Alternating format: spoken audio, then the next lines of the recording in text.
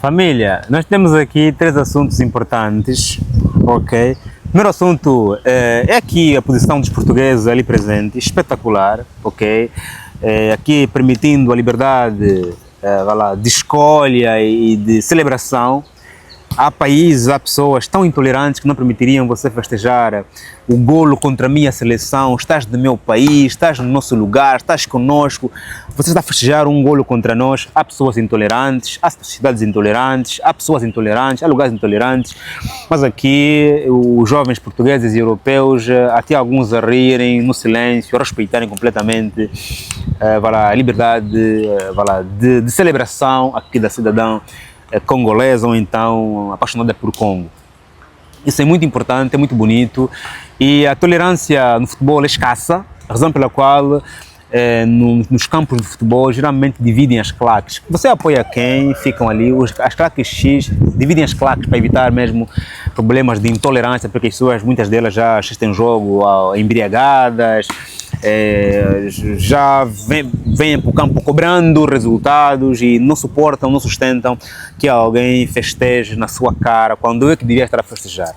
Parabéns aqui às pessoas que estão ali, espetacular, o comportamento não é uma coisa melhor do que ser tolerante, ok? Tolerância é sinônimo de sabedoria, é também sinônimo de respeito à liberdade dos outros, porque a tua termina quando começa a minha, ou seja, você festejar o golo do Congo, para depois também, quando Portugal marcar, eu festejar o golo de Portugal e você olhar para mim e ainda sorrir. E no fundo do coração, ficar contente com a minha felicidade.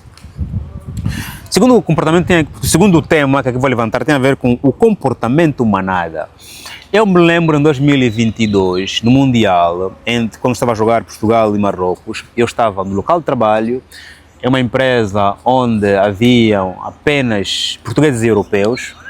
No dia de trabalho, aquela empresa era tão democrática que permitiram-nos irmos a uma sala, ao refeitório e acompanharmos o jogo enquanto trabalhávamos. Todo mundo levava o seu PC, ficava ali na sala a acompanhar o jogo, porque estamos em Portugal, o jogo é de seleção portuguesa, a empresa, apesar de ser estrangeira, mas respeitava bastante Portugal, e porque a empresa tinha muitos portugueses, tinha e tem muitos portugueses, e eu era o único, acredito, que estava a apoiar a seleção de Marrocos, e quando o Marrocos marcava golo, eu gritava mesmo, feito um louco.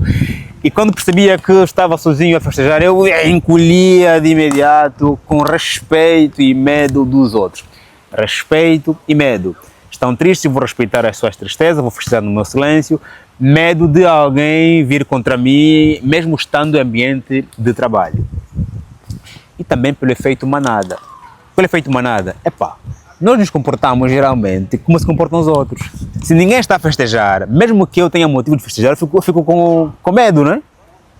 Efeito manada, fico com medo de festejar porque ninguém está a festejar.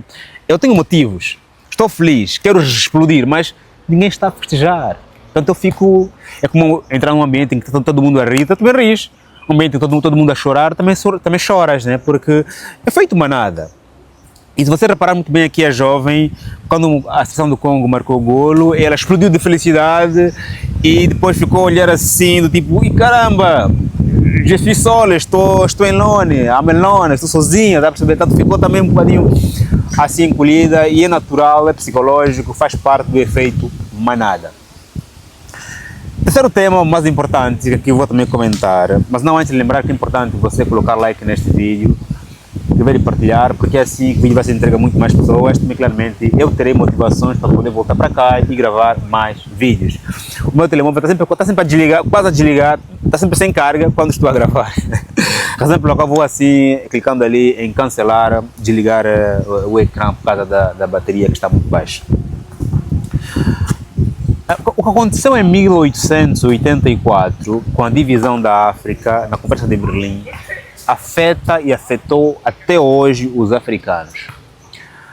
Eu vi nas redes sociais e pessoas muito próximas a mim, mesmo jogando a seleção da RDC, moçambicanos, angolanos, cabo-verdianos, guineenses, preferirem apoiar Portugal em detrimento da República Democrática do Congo. E alguns até estavam divididos. festeja um bocadinho em Portugal, um bocadinho em RDC. Ele é africano, mas sente muito mais em apoiar Portugal do que a República Democrática do Congo. Por quê? Futebol não é só futebol, futebol é política, futebol é geopolítica, futebol é claramente economia. Os angolanos, cabo-verdianos, moçambicanos, guineenses, santomenses, brasileiros também, muitos preferem, sentem, nem preferência, sentem mesmo uma coisa natural, e que a inclinação é por Portugal do que pela República Democrática do Congo, pelo fator 1884, quando nos dividiram na Conferência de Berlim. Não sei se eu errei a data, mas eu penso que é mesmo ali. Cortaram o nosso cordão umbilical.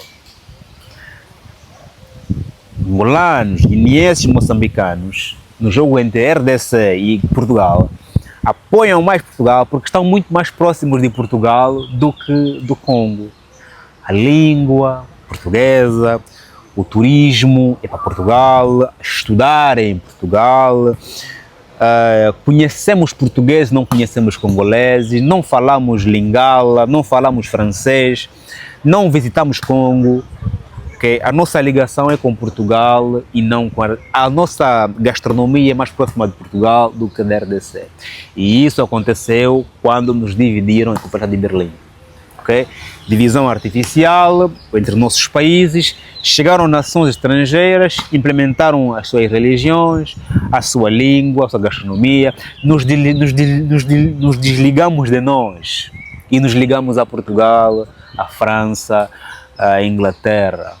Isso acontece com Senegal, acontece com a África do Sul, com a Namíbia, com Botsuana, acontece com todos os países, com Marrocos, com o Egito.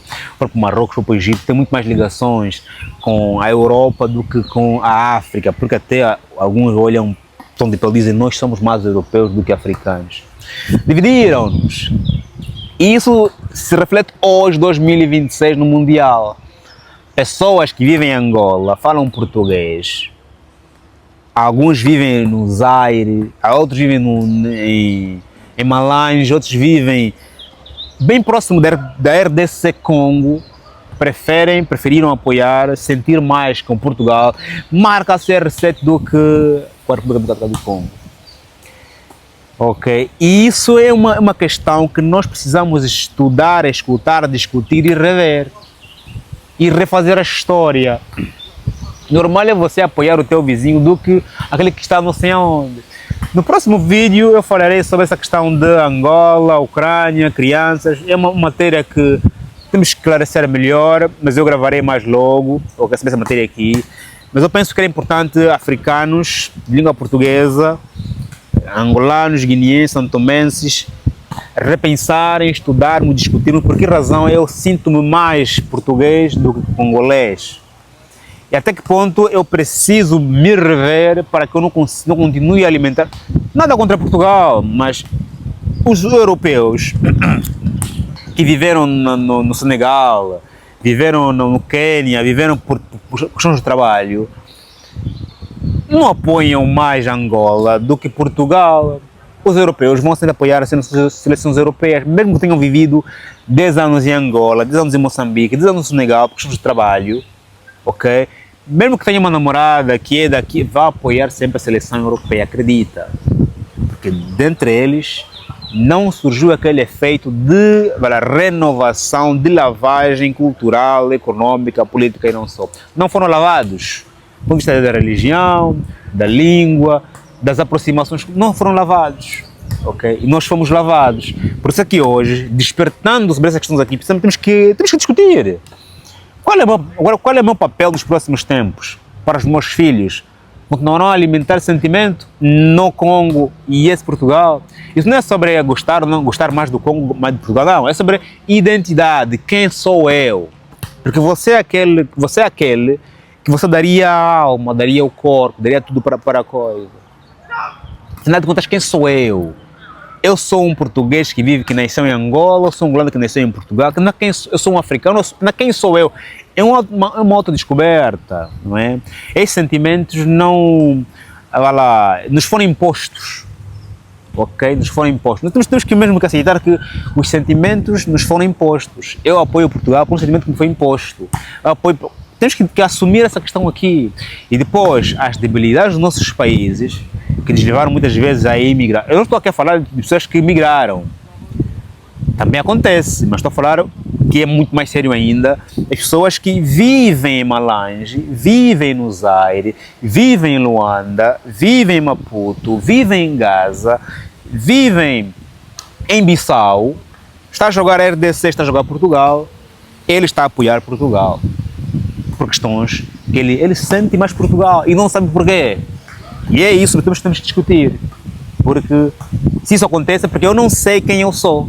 Não sei, temos que estudar isso, temos que discutir isso. E com total abertura possível. E se Portugal quiser participar do debate, melhor ainda para trazer outra versão da história. Vou parar por aqui para não me exceder, também está muito vento. Faz um like, subscreva, estamos juntos e até já.